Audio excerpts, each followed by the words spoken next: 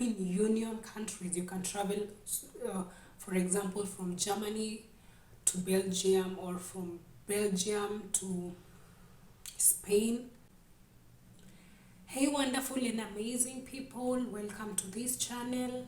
My name is Jackie Kimani. If it's your first time being on this channel, welcome so much. Consider subscribing so you can join our growing family. You're very much welcome. And I share about hairstyles, about falsy hair, natural hair. I also share some tips about life in Germany, my experiences, and I also do vlogs. So you're very much welcome to subscribe to this channel. Okay, in this video I am going to talk about the au pair. Yeah, so some people have heard about au pair, some people have not heard about au pair, and if you're interested about knowing more about the au pair, that is why I've made this video. That is why I'm here. So I'm going to talk more about I'm going to explain more about the au pair.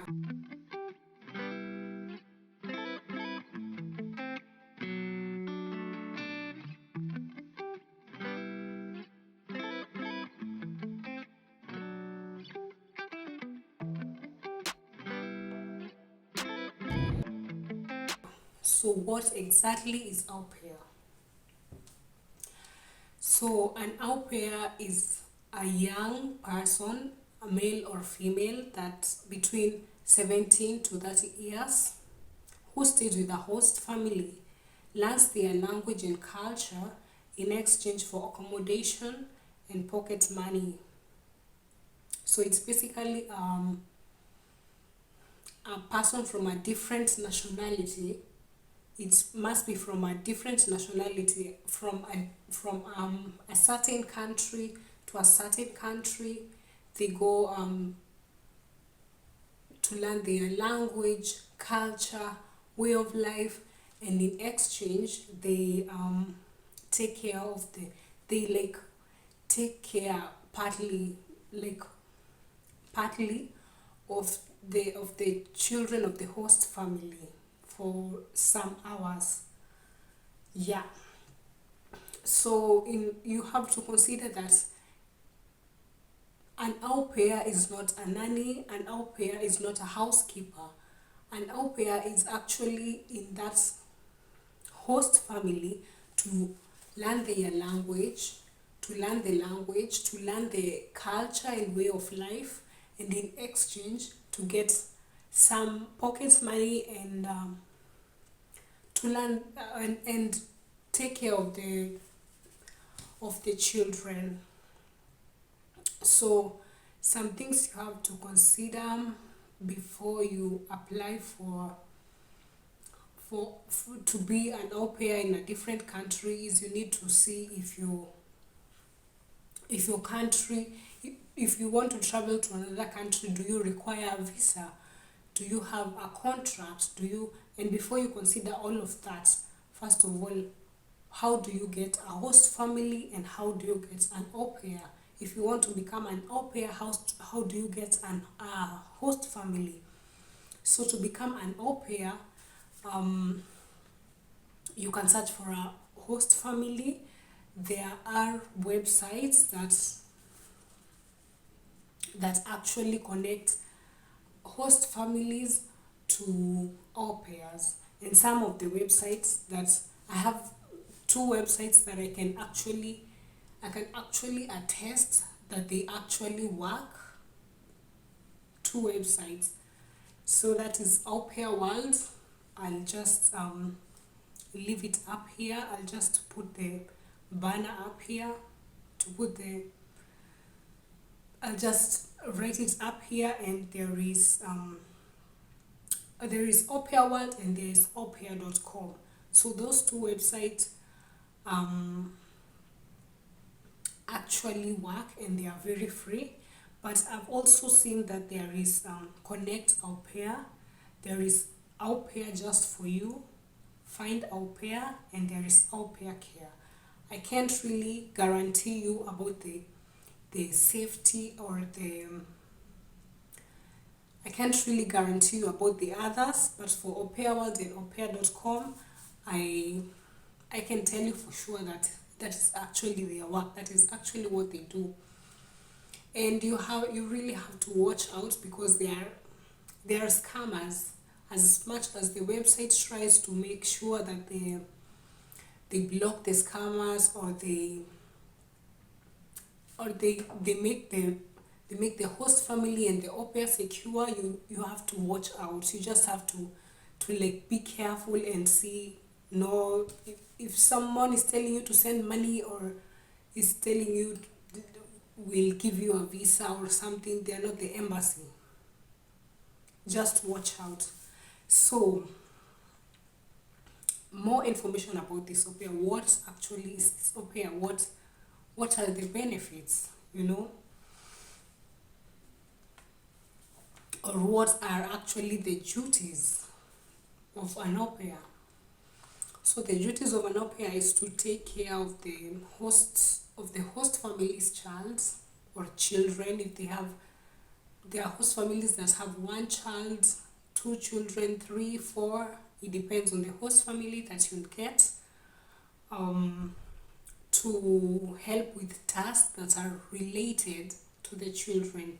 For example, if you finish playing with the children, you clear up the toys, you clear up their room. For example, if they are playing with the balls and they are scattered everywhere, or the toys are scattered everywhere, or you are playing on top of the bed, and the bed is messy, so you're supposed to like help in cleaning up the place.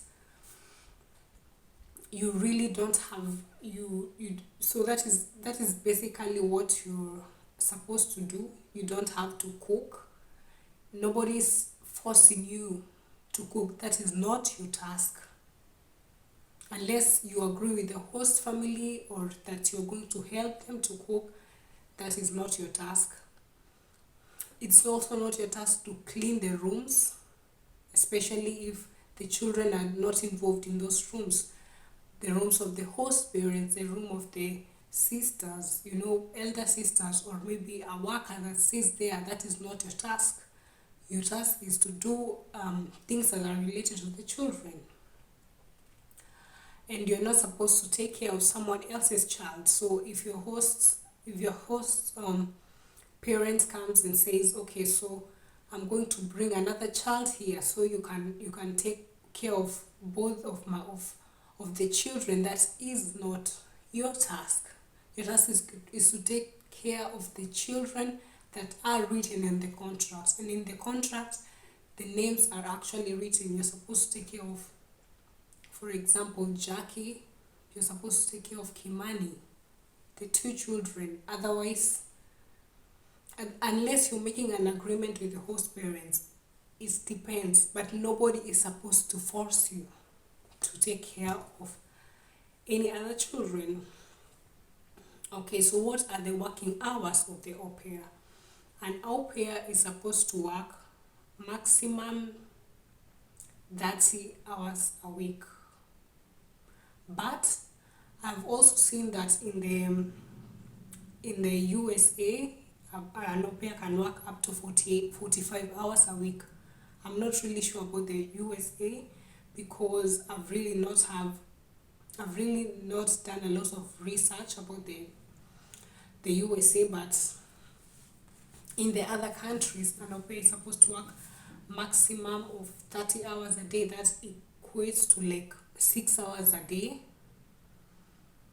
Yeah, and an au pair is privileged to have 2 free days a week. So you can have maybe weekends,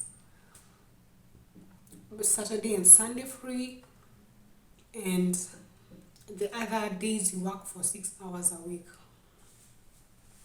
It's not a must that you work 6 hours a week, but you have to make sure that you work a maximum of 30 hours a week. Yeah, and as I said earlier, an au pair is also privileged to get free housing by the host family. So you're supposed to get your own separate like room, or your a place that you can actually lie down, so that is your right. And you actually write that, it's actually written in the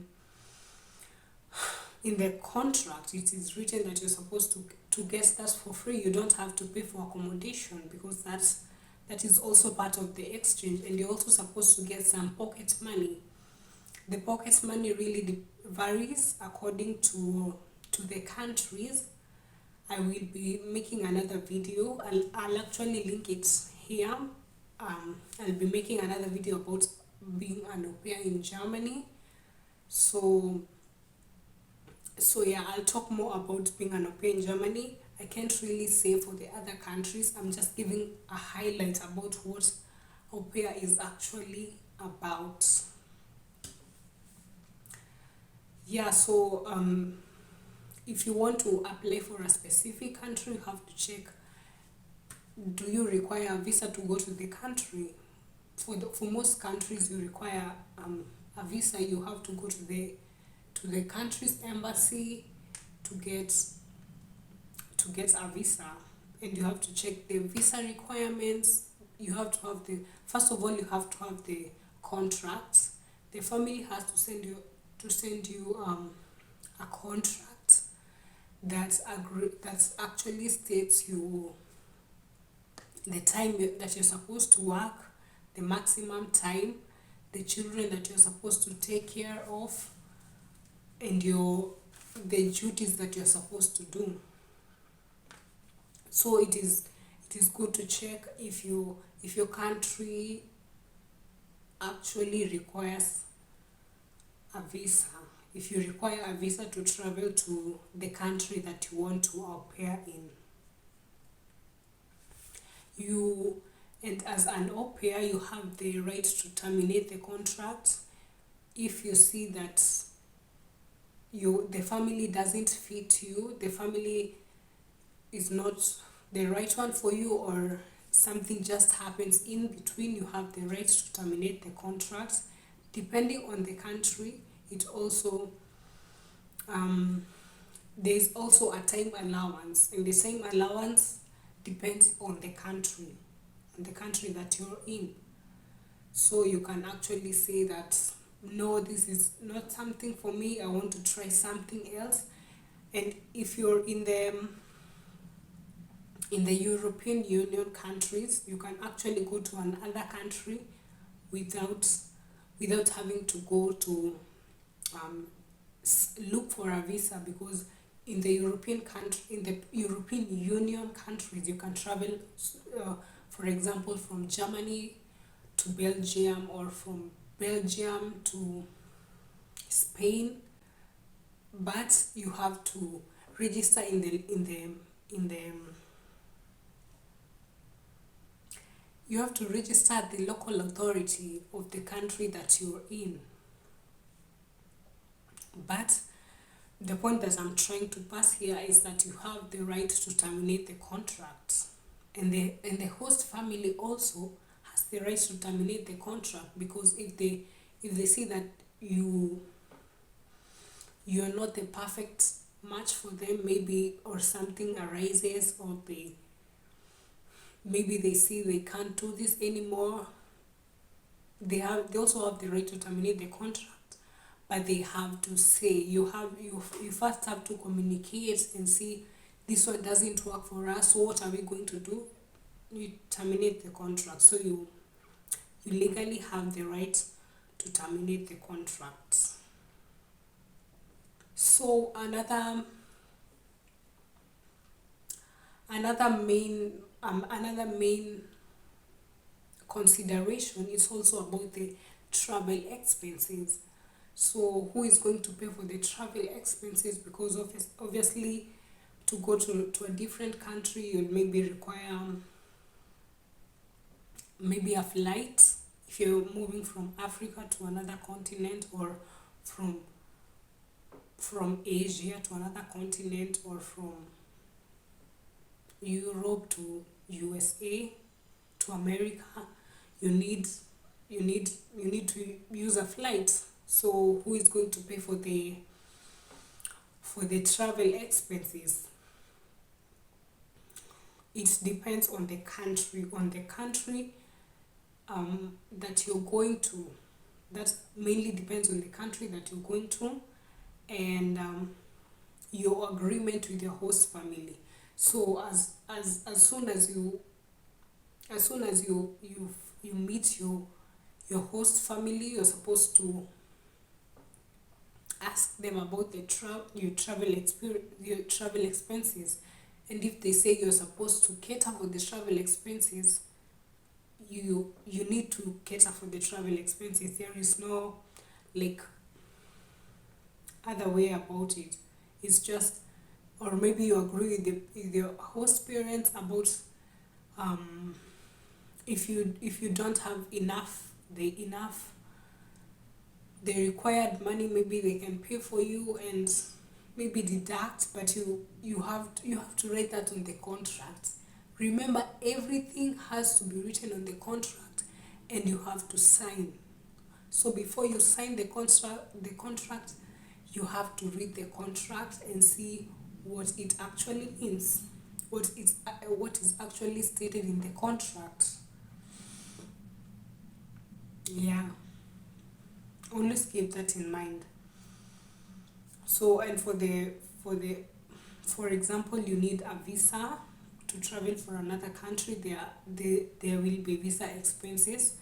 That one, most likely you are the au pair is the one supposed to pay for the visa application money, or the visa application process, the whole process. Yeah, and also, because one of the main goal of learning one of the main goal of doing the au pair is also learning their language, the learning the country's language. For example, learning Spanish, learning French, learning, I don't know, German, or learning